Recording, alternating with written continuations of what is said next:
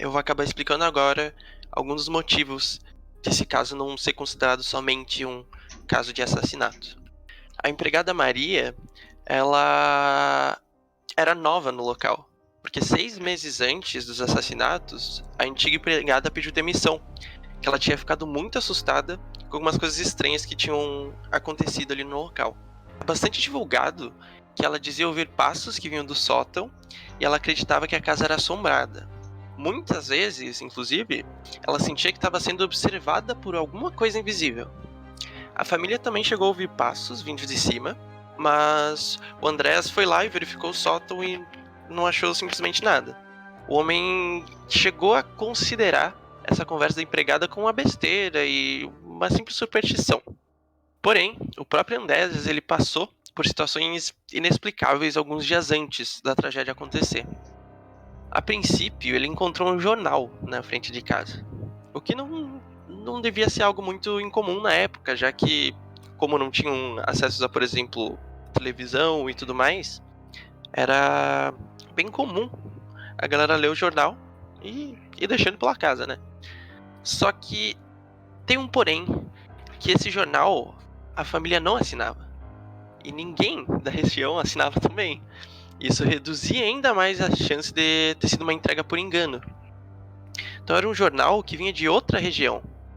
Como ninguém acabava lendo aquele jornal ali, eu não sei como o Andrés não chegou a desconfiar realmente da situação e ficar mais, assim, mais com medo do que poderia estar acontecendo.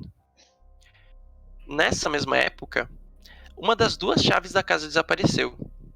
E por fim, acho que o mais assustador dos eventos foi que o Andrés ele encontrou uma série de pegadas na neve, as quais começavam da área de mata, que ficava ali próxima da casa, e iam até uma sala de máquinas da fazenda.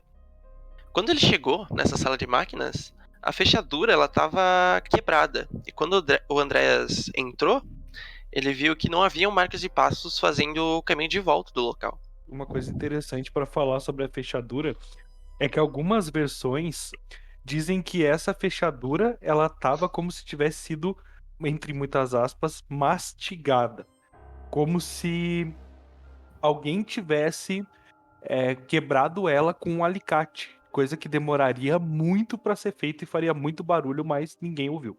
Mas assim, isso é uma das centenas de versões de detalhes que vão adicionando assim um pouco mais de insólito ao que já é bastante estranho, né? Uhum. Mas continua, Rafa, era só para pontuar isso. Eu só também quero pontuar que, assim, todos, né, como a gente falou, né, todos ali da família morreram, então as pessoas que presenciavam esses fenômenos, nenhuma delas sobreviveu para contar isso. O que acontecia? Que o Andres, principalmente, como ele trabalhava ali durante o dia, né, então ele acabava encontrando com vizinhos, né, ou ia para algum lugar beber, alguma coisa assim, e acabava contando ali pro pessoal da região essas coisas estranhas que estavam acontecendo, né? Depois, quando a polícia começou a investigar, aí esses relatos começaram a chegar. Mas então, assim, não é nada em primeira mão que chegou para a polícia, foi tudo diz que me diz. E então, claro, sempre tem espaço para distorção desses relatos, né? E às vezes foi adicionado um toque mais sobrenatural do que realmente aconteceu, né? Do que realmente o próprio Anders pode ter contado, né? Então a gente realmente tem que pender para esse lado mais cético quando a gente ouve esses relatos que são meio que um telefone sem fio, né? Como o Gustavo disse, o Andreas, apesar dessas circunstâncias todas bizarras e dele já ter comentado com vizinhos e tudo mais, ele nunca chegou a dar nenhuma queixa pra polícia de que poderia ter algum invasor, algum ladrão, ou até mesmo alguém espionando ali a propriedade dele. Até nesse Diz que me diz que aí, um dos vizinhos até mesmo ofereceu a arma dele emprestada para Andreas, mas ele simplesmente recusou. Infelizmente, essa negligência poderia ter sido o maior fator que acabou causando essa tragédia no final daquele mesmo mês. Ou poderia ter mudado a tragédia para um tiroteio, né? Pois é. Para outro tipo de tragédia. E ainda tem alguns relatos estranhos aí pra gente adicionar nessa história, que antes dos assassinatos acontecerem, né? Não sei exatamente quantos dias, não consegui achar essa informação, mas a família comentou ter visto um homem de bigode observando eles na floresta, né? Comentou com os vizinhos, né? E isso não aconteceu somente uma vez. Foram alguns casos aí durante alguns dias aí que levaram depois ao dia do assassinato.